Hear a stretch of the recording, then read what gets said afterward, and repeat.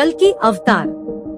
एक परिचय। कल्कि अवतार हिंदू धर्म में एक भविष्यवाणी है जिसमें भगवान विष्णु का 10वां अवतार होने का वर्णन है।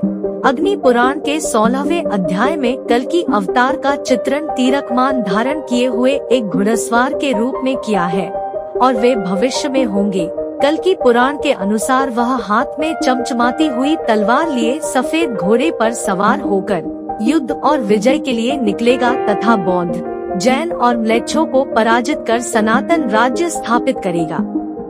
दो युग के साथ संबंध। कल्कि अवतार के आगमन का कहना है कि वह कलयुग के अंत में प्रकट होंगे और धरती को धर्म की पुनर्स्थापना करेंगे। कहा जाता है कि पृथ्वी पर कलयुग का इतिहास 4,32,000 वर्षों का होगा, जिसमें अभी प्रथम चरण चल रहा है, यानी 3102 + 2023 5,125 साल कलयुग के बीत चुके हैं और 426,875 साल अभी शेष है। धार्मिक ग्रंथों के अनुसार कलयुग के अंत में कल्कि अवतार में भगवान विष्णु का जन्म होगा। 3 कल्कि अवतार की परंपरा मतवादों के अनुसार राम, कृष्ण और आगे आने वाले कल्कि अवतार सभी भगवान विष्णु के होते हैं। 4 संस्कृत पुराणों में भगवान विष्णु के 8 अवतारों की गणना के बाद कल्कि अवतार का उल्लेख संस्कृत पुराणों में होता है। 5 धर्म सुधार। कल्कि अवतार को धरती पर आकर धर्म की स्थापना और अधर्म के समाप्त होने का कारण माना जाता है। 6 आदिष्ठान। कुछ पुराणों में कहा जाता है कि कल्कि अवतार शंभल गांव शंभलपुरी से प्रकट होंगे। 7 आध्यात्मिक योद्धा। कल्कि अवतार को आध्यात्मिक योद्धा भी कहा जाता है, जो धर्म युद्ध में अधर्मियों को शिक्षा देंगे।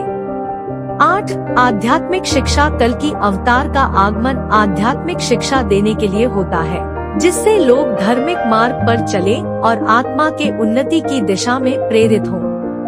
9 युगांतर। कल्कि अवतार के आगमन को कलयुग के समाप्त होने का संकेत माना जाता है और सत्ययुग का पुनर्निर्माण होता है।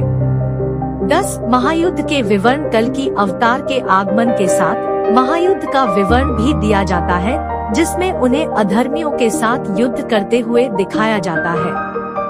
11 अंतरिक्ष संबंधित ज्ञान। कुछ पुराणों में कहा जाता है कि कल्कि अवतार अंतरिक्ष से आकर धरती पर प्रकट होते हैं, इससे वह एक अद्वितीय और अदृश्य स्थान से जुड़े होते हैं।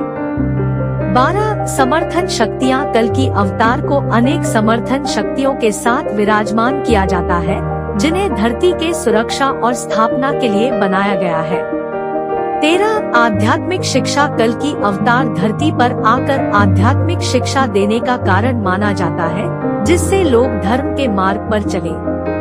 14 सामविद्या साधना। कल्कि अवतार को सामविद्या ज्ञान की साधना का स्वामी माना जाता है, जिससे वह लोगों को ज्ञान की ओर प्रेरित करे। 15 अधर्म का नाश। उनका प्रमुख उद्देश्य अधर्म का नाश करना है और धरती पर धर्म की स्थापना करना है।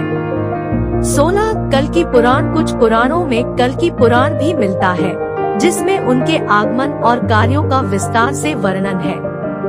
17 संवत्सर। कल्कि अवतार के आगमन के साथ एक नया संवत्सर युग शुरू होता है, जिससे सत्ययुग का पुनर्निर्माण होता है।